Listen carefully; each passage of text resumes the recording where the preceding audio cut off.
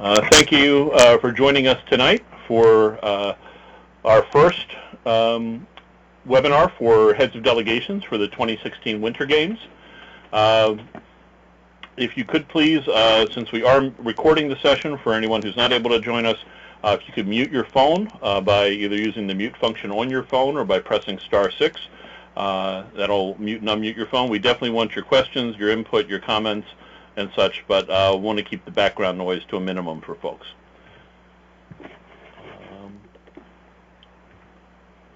So the purpose of tonight, basically, we'll share some information that we have now, but really is to, well, actually the agenda, then we'll talk about the purpose.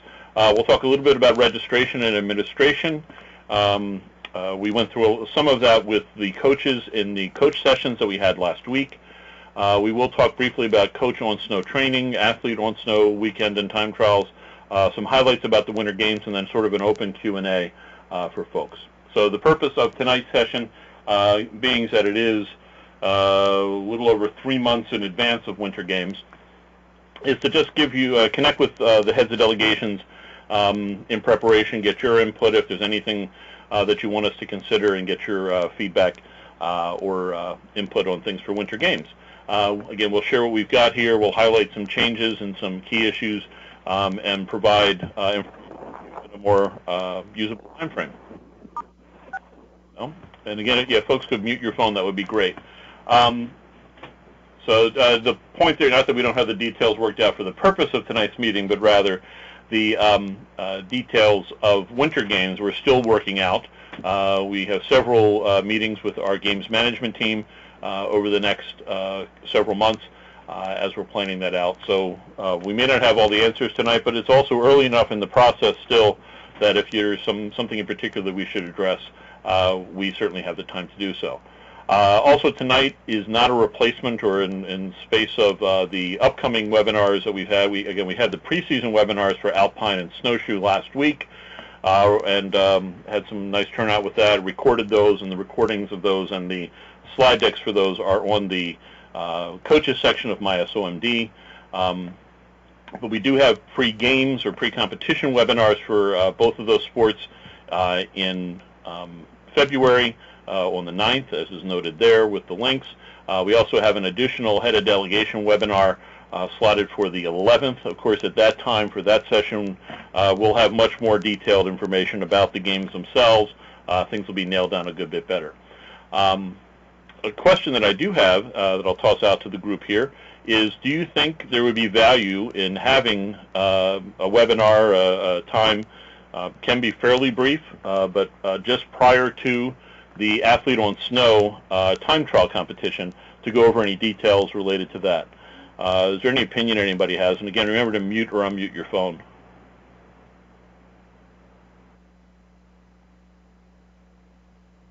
Mike, Al Jank here, Yeah. And as I am not the area director and will be serving as a head of delegation, to me, I see value in having just a quick, it might only have to take a half an hour for for anything just prior to athletes on snow. Okay, you just kind of go through the check-in process, any last-minute stuff. Okay. Yep, that's my opinion for what it's worth. Okay, anybody else?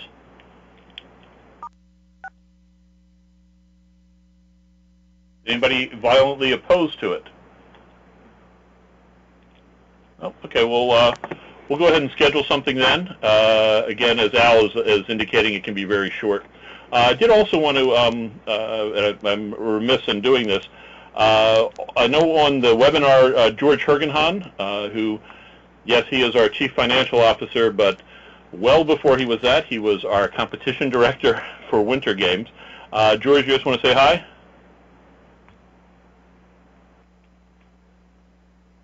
Yes, I had to unmute my line. But good evening, everybody. Thanks for joining us. And George will be chiming in at various points. And Neil Coffey, I know, was going to attempt to make the call. He wasn't 100% certain. Neil, are you able to join us? I'm here, Mike. Hey, Neil, great. I'm here. Okay. Good evening, everyone, and thank you for joining us. We're excited for Winter Games. It's good to have everyone back. And although it looks like a lot of familiar names there, for those of you who may not know, Neil is our games director and heads up our volunteer games management team. So let's see, going ahead.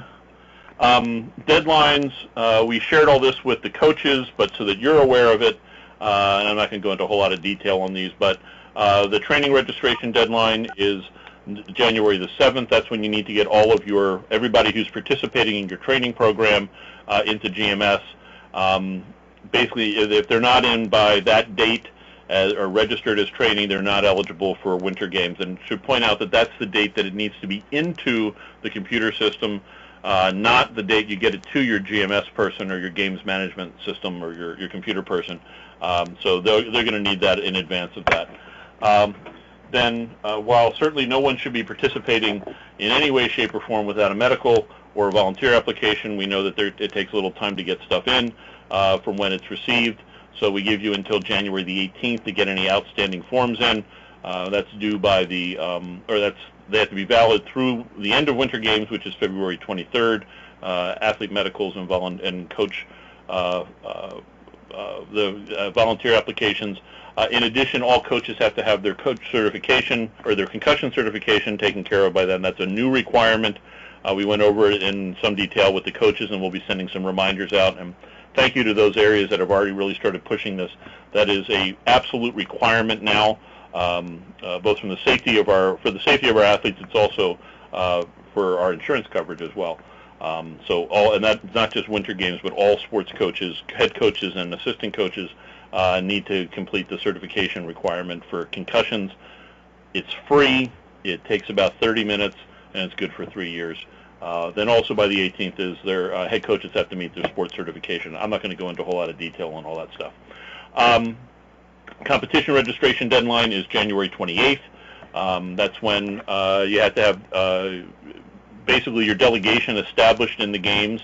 So removing anybody from Winter Games who actually is not going to be attending.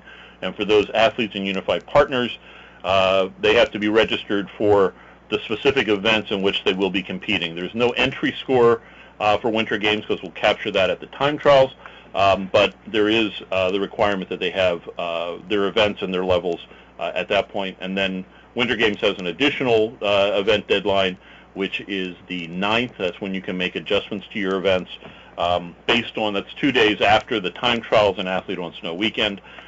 If your coaches wanted to decide that they want to change the level or the event that an athlete is in, they have to do it by that date. Of course, they would have to have completed the proper time trial in order to do that the previous weekend. This has some redundant information, but in a single slide has pretty much all the key dates that you need to be aware of. We talked about the training registration deadline. There's a Coach on Snow training that will be held at Whitetail Resort on Saturday the 9th. We mentioned about the last date for forms and the competition registration deadline.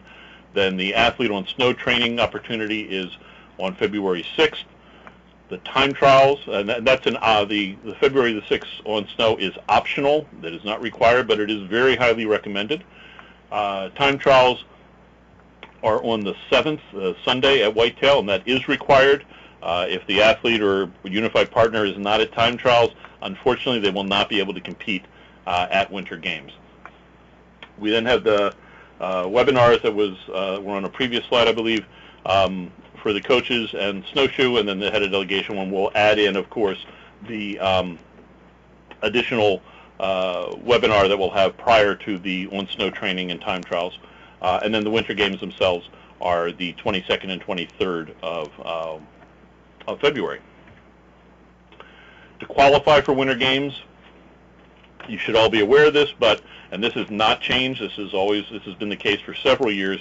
The entrant or athlete or unified partner has to have met all the deadlines in terms of training registration and such. And then in addition must have a minimum of 3 on snow training sessions. That's a minimum. Hopefully they're getting much more than that. This is in addition to any dry land training that you may be doing and such, but they need to get on the snow at least 3 times. We help you with that. The Athlete on Snow training on February 6th can count as a training.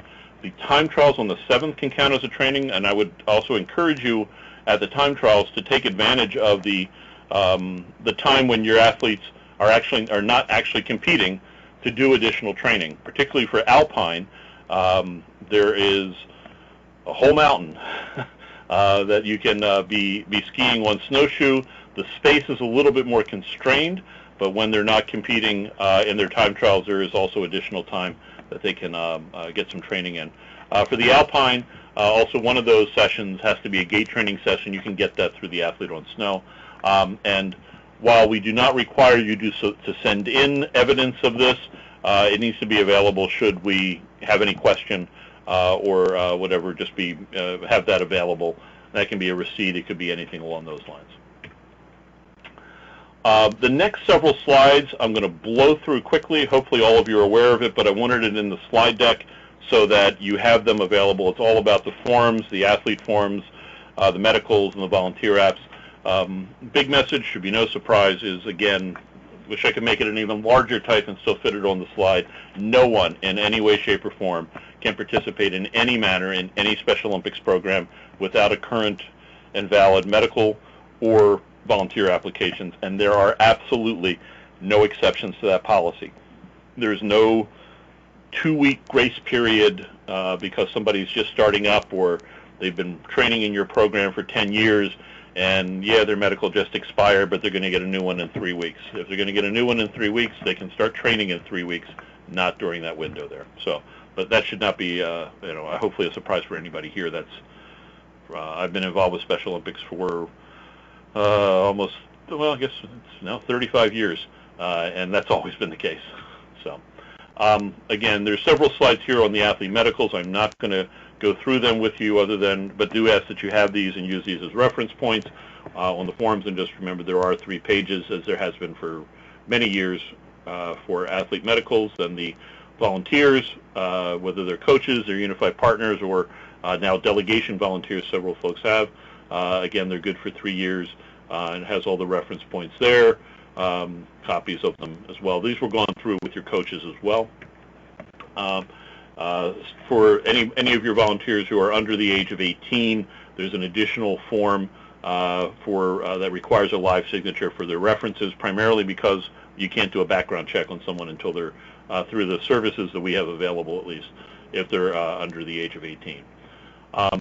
Hopefully you all are familiar with, but have never had to use, the incident report.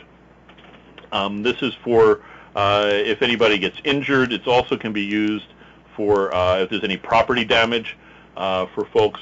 Obviously, as is noted there, your primary concern is going to be take care of the person and make sure that whoever is injured is treated with whatever first aid or first responder necessary for that. But right after that's done, go and get the form completed here on this next page. And as is noted there, if you are on a ski slope or at a ski resort, typically ski patrol is going to handle administering the first aid or whatever the treatment is. And that's certainly going to be the case anytime you are at whitetail. That said, you are still there. They are going to know our forms. And it's not that we're trying to be bureaucratic, but I think many of you know I have been and still am a coach as a volunteer with Baltimore County. I coach track and I coach soccer. And I have some personal experience here with an athlete who got injured, and having this form completed in a timely manner and submitted can make a big difference if they need to access the insurance program that Special Olympics has. So even if they're being treated by ski patrol as they would at on the Hill, get the incident report taken care of. Typically, if you are at Athlete on Snow or the time trials or at Winter Games, our medical team who's there as well will work with ski patrol to get the form filled out. But I know a lot of you go up and do your own skiing or you go at other locations, and so just be aware of that. This is what's necessary to help the athlete potentially, or a volunteer, whoever is injured, access the secondary insurance that Special Olympics has available. Then, as Mike, yes, 2 questions on that. One, when the form is filled in at the mountain, can you make sure the process includes sending a copy to the area directors? Yes, we do ask when they're. I'm not sure if hopefully we're doing that. Maybe we're not. We've never received any here in Montgomery County. And you had injuries? Yes. Oh, okay. Yes. And at basketball, any other point. Really? Okay. Filed by the state. we don't necessarily see that copy. And second, on the page before this, you said that the form is updated yearly? Well, it can be, but it's not necessarily. It hasn't been updated actually in a couple of years. Is that 213? Yeah, 2013 is the current? same. Yeah, that hasn't. I think that's 313. I don't know if you can see it here on the screen, lower right corner. Right. Yeah, that's the most. That is still the most recent one. Okay, that's what we're using. Okay. Yep. Good. Thanks. Yeah, good question, and I'm sorry that hasn't happened. I will make sure that we take some steps to make sure that that's corrected, not just at Winter Games, but at other events too. Again, this is more for your information. It was covered with your coaches, but there is now, as I mentioned, a requirement for that all coaches, head coaches and assistant coaches, go through a certification process or training for concussions. It's free. It takes about 30 minutes. There's some options here. We'll be sending out some additional things for folks on this. Is new. It kicks in.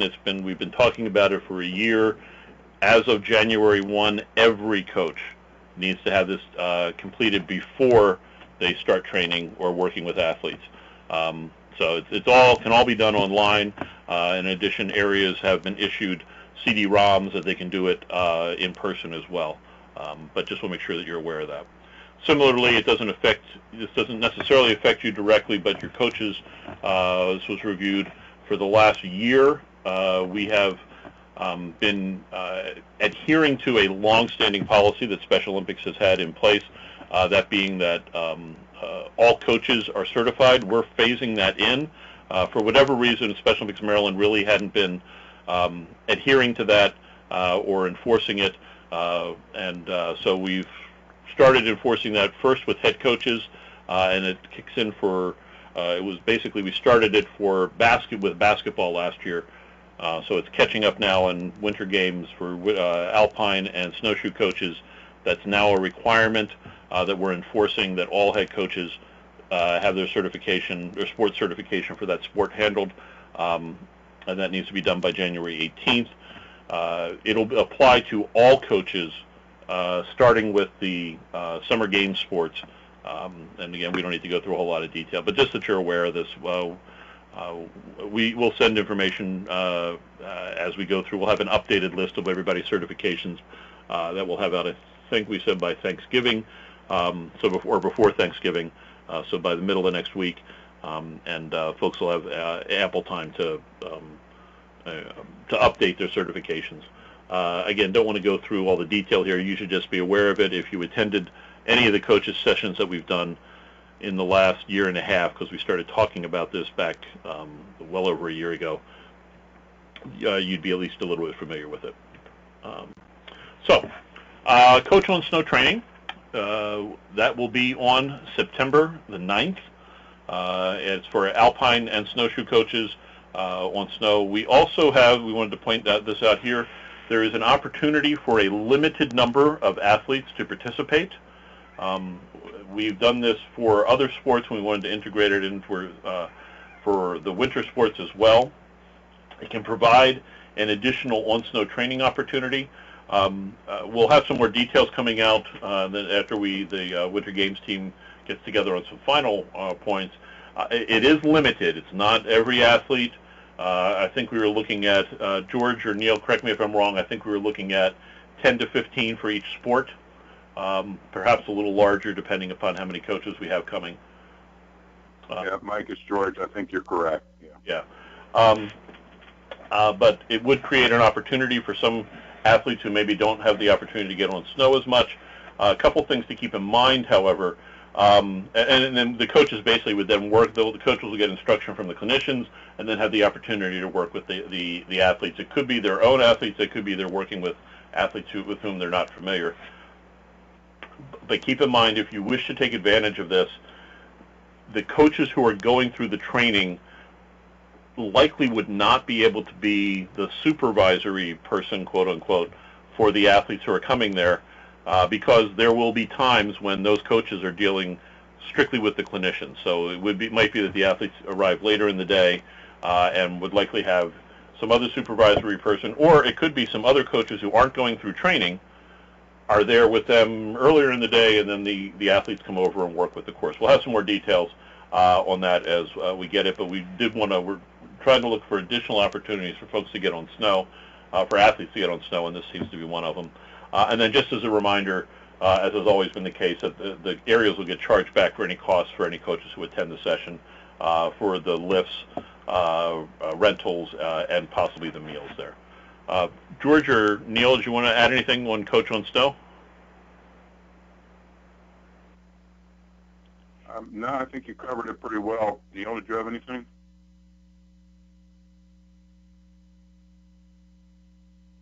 He may be muted.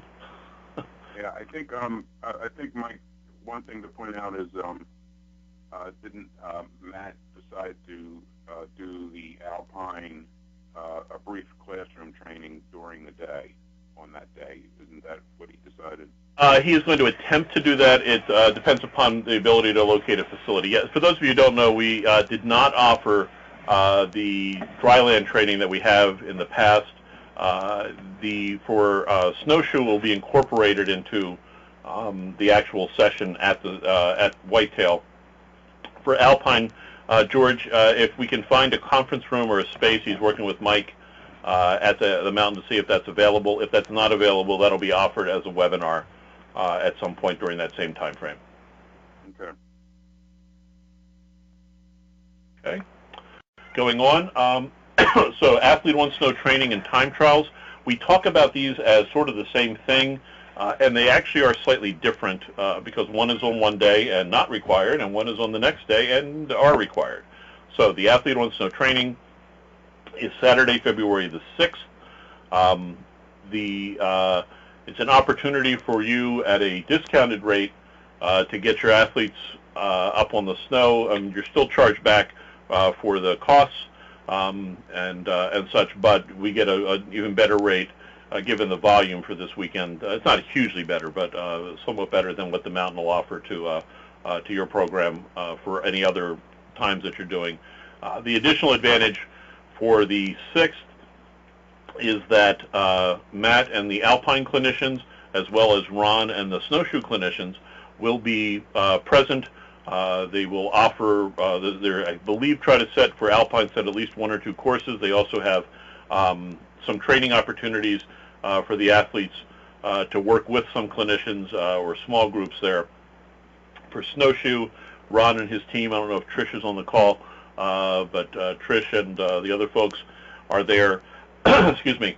They'll run some courses or run some races. They'll have they won't have all the lines marked out at snowshoe, but they'll have some of them so that your athletes can get some experience running in lanes, can get a sense of the course so you can help you make some decisions in terms of what events are appropriate. Also, you can get some relay exchange opportunities of training there where they'll actually mark it out where the exchange zones will be. So it's an excellent opportunity. It's highly recommended.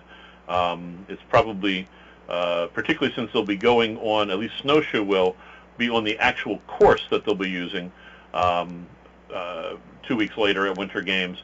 Alpine, it may not be the exact course, but it'll at least give them some familiarity with what they've got out there. Then the next day, so that's Saturday, and again, Saturday is optional, but very highly recommended. The time trials are Sunday, February 7th. That is required, as I mentioned earlier in this webinar. If the athlete or unified partner is not there for the time trials on February 7th, they will not be eligible to compete at Winter Games. Going and getting the purpose upon this is to get consistent measures or times for all of the competitors in consistent conditions. Yes, we do realize that the conditions at 11 o'clock may be different from the conditions at 2 o'clock, but they're close. They're much closer than if you came on one day and somebody else came on another day. So that is required. If they can't make it there, I'm sorry, even if they're out of town, whatever, it means that for this year they won't be able to compete at Winter Games. And then just to clarify, because we get this question all the time, that areas need to make their own lodging arrangements if they're staying overnight. We may have some opportunities with some hotels in In Hagerstown, there's the hotel that we were exploring, utilizing for potentially moving the lodging at Winter Games. Has some rooms. It's not. There's not a huge number that they've got reserved for us, but we may be able to have some stuff with that, and we'll share with you whatever information we have for booking those rooms as we get a little bit closer.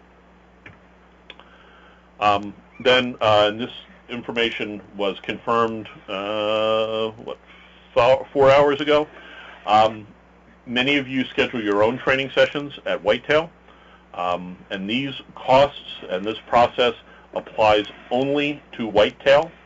It does not, even though Ski Liberty and Ski Round Trop are all part of the same family. This arrangement is made between us and Whitetail. The other facilities may do some other special deals for you, but this is what we can offer here. These are for times when you want to go and take your athletes on your own, separate from anything Special Olympics Maryland is offering. To do it, contact the group sales office in advance. The phone number is right there. And I'm sorry, I should also say, we'll send these slides out to you tomorrow, along with the link to the recording, assuming the recording goes through fine, and they all have been doing so recently. So you'll have the phone number there. Identify yourself as being part of Special Olympics Maryland. They do ask that you make payment the day of the training. Actually, not ask, they are requiring that. They've had some folks ask in the past to do billing. They do not want to do that anymore. They're very pleasant people there. They are very nice. Please don't ask that. They have, I have it in writing from Katrina Gaiman, who is our main contact there, to please, they want it paid the day of the training. The pricing that's available, and this is, if you look at their website in terms of standard group rates, this is, even though it's a little higher than what we're paying because of our volume, this is very inexpensive. So if you're going up there Monday to Friday, lift tickets are $20.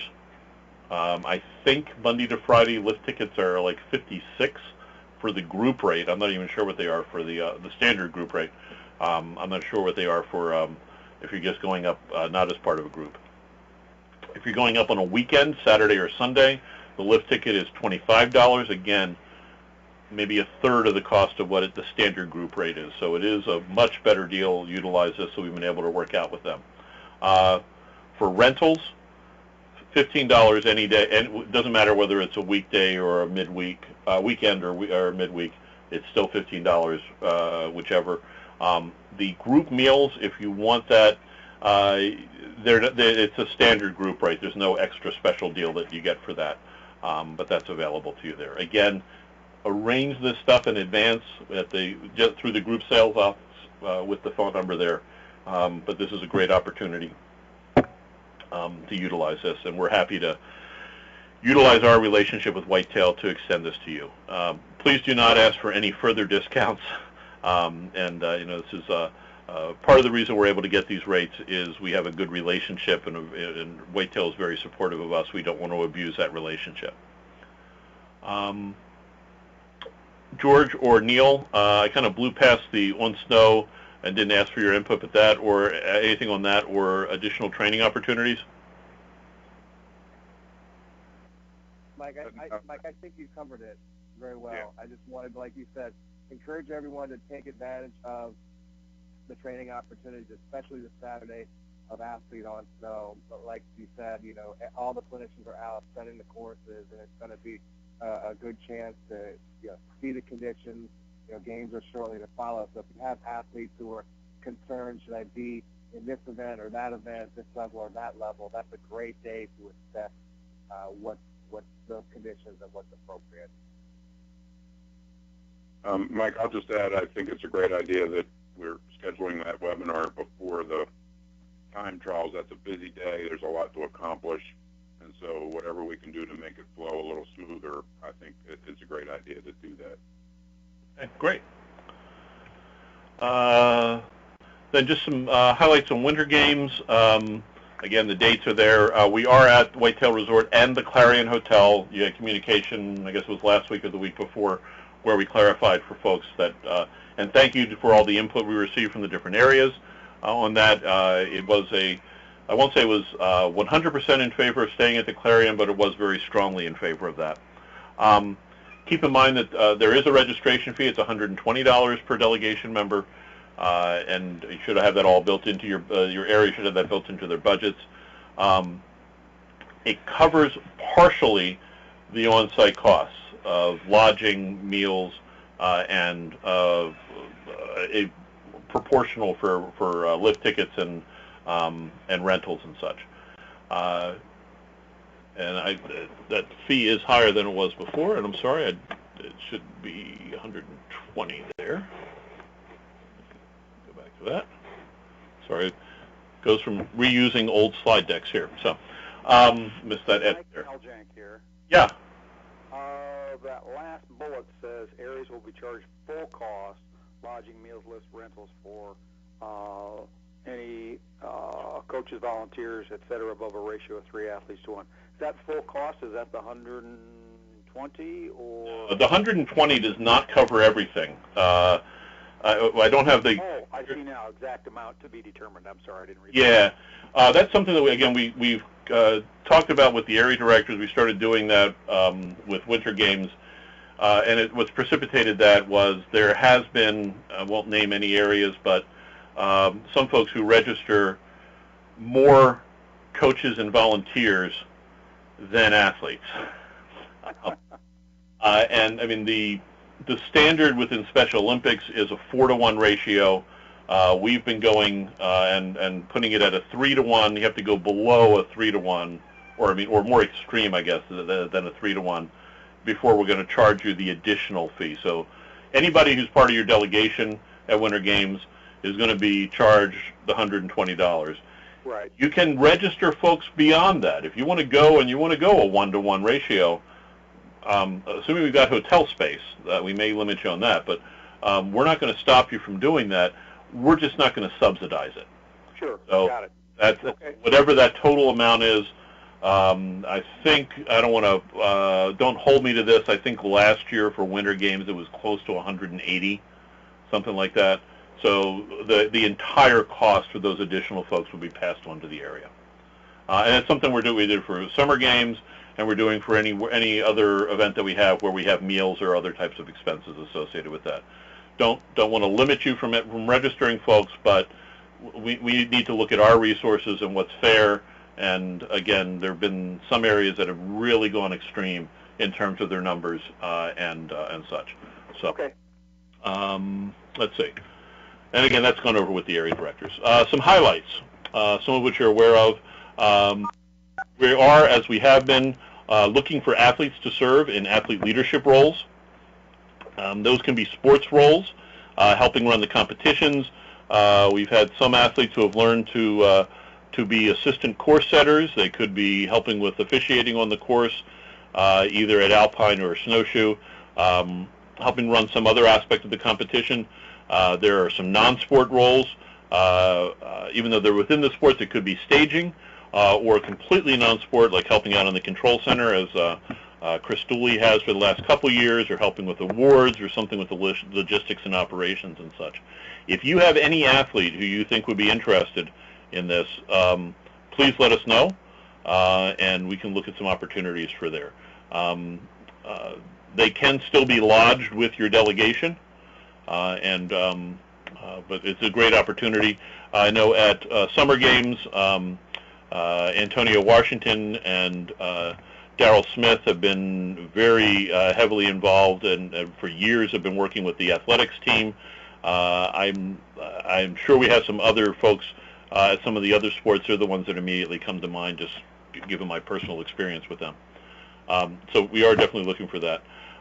For adaptive skiing opportunities, and again another typo there, sorry, this should be, we will be having some opportunities for, through the Two-Top program, to have some additional, work with the, with some other skiers who are physically disabled. And I don't know, George, I don't know if we have additional details on that. It's just something that we definitely want to continue to offer as a sort of in a a modified, unified type of approach? I think it's going to be very similar to last year in that we would offer to the two top people would work with us to offer the course, the training, and then we would work the athlete as best we can into the Alpine schedule. So they would be competing on the regular Alpine courses. So if you have anyone who qualifies for this, I think the two top people do a great job, and they're very much willing to work with us. I would also say slightly different from that, but in addition, and I should have put this on here, if you have any athletes who need adaptive skiing, or you as a coach need to have that training so that you can, whether as a tetherer or as for coaching athletes who have that, we've sort of been static for the last several years, so we haven't done a whole lot with that. But if you have a new athlete involved with your skiing program, this is primarily skiing, we can connect you with Matt and his team and see what kind of training we can have. There's just some other highlights. The snowboarding, we played with this last year and had a demo. We'll be doing that again. It will not be a competition again this year, but we are looking to ultimately potentially add snowboarding initially as a part of the Alpine program, and then potentially having it ultimately in a few years break out on its own if there's the interest there. It is open to any Winter Games athletes, assuming their schedule works, and we'll have some more details on that. Matt, I know, touched on it with the Alpine folks. The Alpine schedule, in looking at the whole season, Matt and his team, and keep saying Matt Otwell, who is our director of Alpine, and he has an excellent team who works closely with them. They will be looking at the overall schedule for competition schedule for Alpine, and we just want to give you all the heads up that the days and times may shift for various events. They're looking at what to kind of get the best balance possible between the 2 days and the amount of competition and who's going to what. As soon as they have that worked out, at least the basics of it, they'll provide that to your Alpine coaches, but just want to make sure you guys are aware of that as well. For snowshoe, it really hasn't been that kind of an issue. Their schedule for the most part will stay the same. They won't have quite the change that Alpine may be having this year. At the snowshoe venue, we will be looking at some possible improvements, and a lot of that is fund dependent, both in terms of the family hospitality area and some of the other accommodations that are there at snowshoe. And I don't want to go into a whole lot of detail on that until we have a sense of what the what funding may be able to help us with that. And then opening ceremony, it isn't so much a change other than the fact that we didn't actually get to execute this last year. Anna Albert, who is our ceremony director, had just an exceptional plan laid out in terms of doing opening ceremonies out on the patio on Monday morning, and then the weather caused us to punt and go back to the hotel. We are going forward with the plan again. It should make a much more enjoyable experience and much more attentive for folks, and we'll go over that some more as we get closer to the games. Let's see. This is the tentative schedule. Excuse me. It's basically last year's schedule with, I don't know if we've made any minor changes, but just wanted to share that with you at this point. Sorry, unless I missed something, George and Neil, I don't know that we have a dance theme as yet. I know that's always the most important question that everybody has.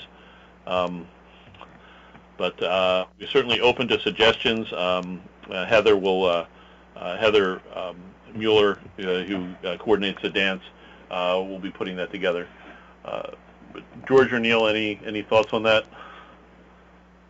I have not heard the theme either. Okay.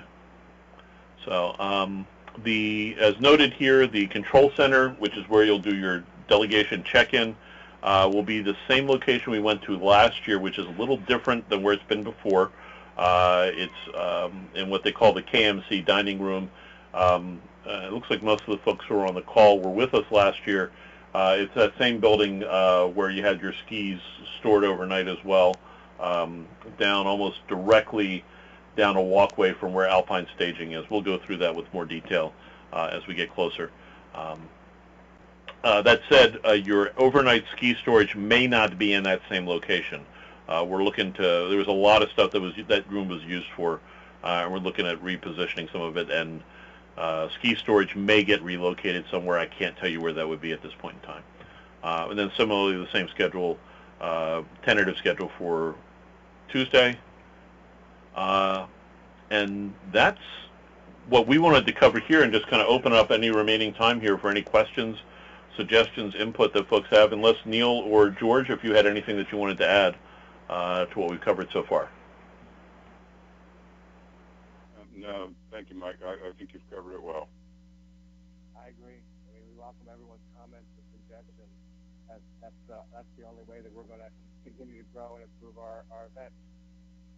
So, does anybody have any other suggestions or any questions that we maybe can answer, or even if we can't answer, you want to put a little bug in our ear to think about something?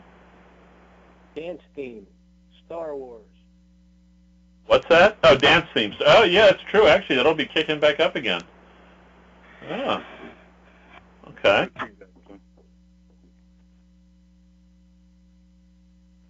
We don't have to pay merchandising for that, do we? One quick question. I'm sorry, say that again? Yeah, Mike, Al Jank here. One quick question. Coach's Clinic is one day only on the 9th of January. Is that correct? That is correct. Okay. We'll look at some other opportunities if we need to for additional training, either online or if there's, we're not trying to truncate it and such. And luckily, with most alpine and snowshoe coaches have been going regularly, so folks should be pretty much taken care of. Right. Okay, that's it. Mike, this is Ruth from Frederick. Hi, Ruth. Okay, quick question. Last year, right before our dance, Frederick had the opportunity to bring their cheerleaders to do a little thing.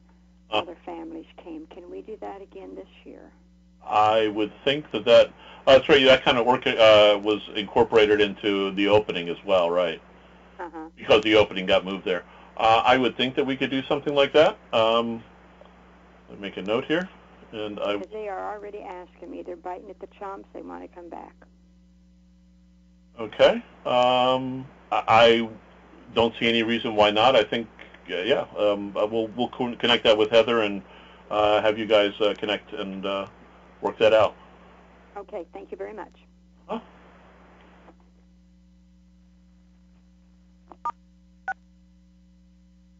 Other folks? Any other questions, suggestions, anything you want us to think about? Well, we don't have all the time in the world before the games, but we do have about 3 months, so there is some opportunity to look at stuff.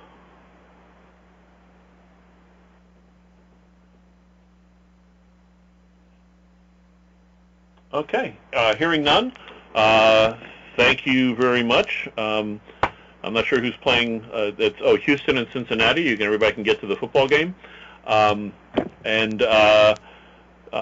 look forward to seeing you in the future. When we send the slide deck out, I'll check quickly with Neil. Actually, Neil and George, if you can stay on the line, and maybe we can pick a date for that webinar prior to the Athlete on Snow time trials, and we can incorporate that into the email that goes out with the slides.